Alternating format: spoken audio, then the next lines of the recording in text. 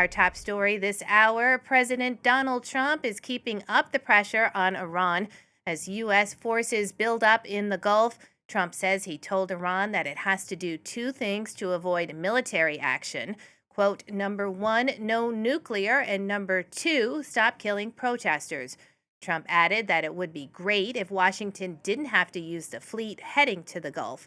Trump is pushing to get Tehran to negotiate a deal on its nuclear program.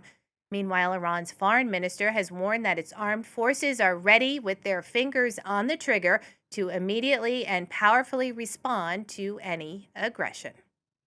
For more on this, we can welcome James André from our International Affairs Desk.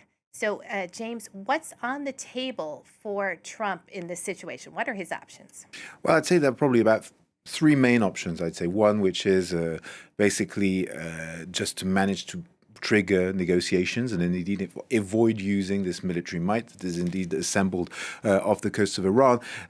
Option number two would be a very targeted strike or a very targeted military operation to the very top of the pyramid when it comes to the regime in Iran, on the model of what's been done, in fact, in Venezuela. Venezuela, they just plucked Maduro out of the game, and they could very well try and do something equivalent in Iran. Or then the third option, obviously, would be a much wider military operation that could be aiming at destroying military capabilities, also decapitating the regime, and basically a much wider, broader operation. Now, what we are seeing at the moment is a flurry of diplomacy that is taking place in and around the region. We've seen, for example, the Israeli envoys have met with members of the administration in Washington.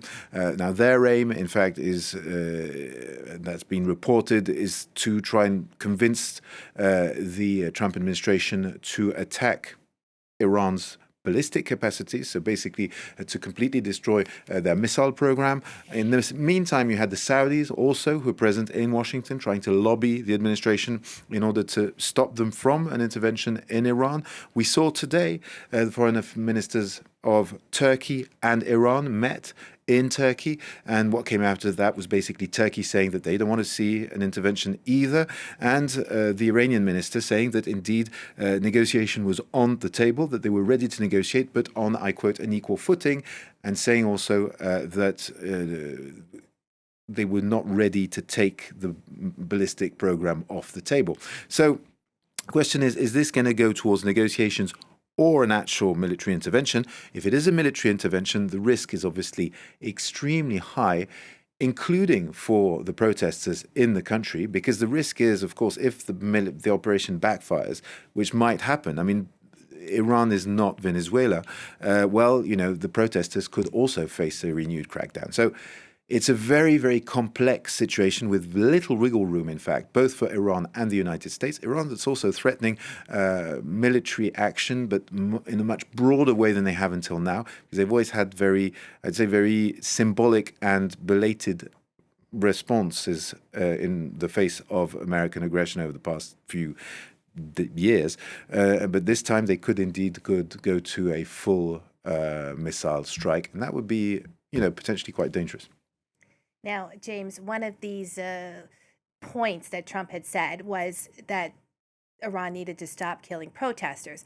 And we know the protests, or at least what we think we know, is the protests have died down since the height. But with internet still cut off, what's happening there? I mean, what do we know what's going on inside Iran at this point? Well, this is probably the reason why we have different figures when it comes to the number of protesters that have been killed.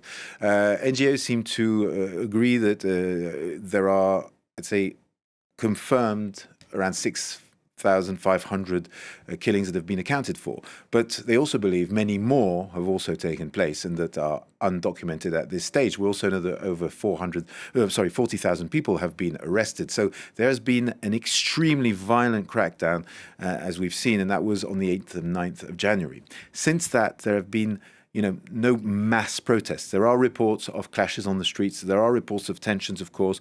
But for now, it does appear that everybody's holding their breath. I mean, it is obviously extremely tense, as one can imagine, in Iran. But once again, they've been cut off internet since the 8th of January. So it's difficult to know what's happening. We are hearing reports, for example, that some injured protesters have preferred not to go to hospital because they were worried of being arrested. There are reports of doctors being arrested because they've helped protesters. So it does seem there is a climate of fear, and I could even say terror, inside the country at this stage. So it is obviously tense, and everybody's waiting to see what's going to happen in hours and days to come.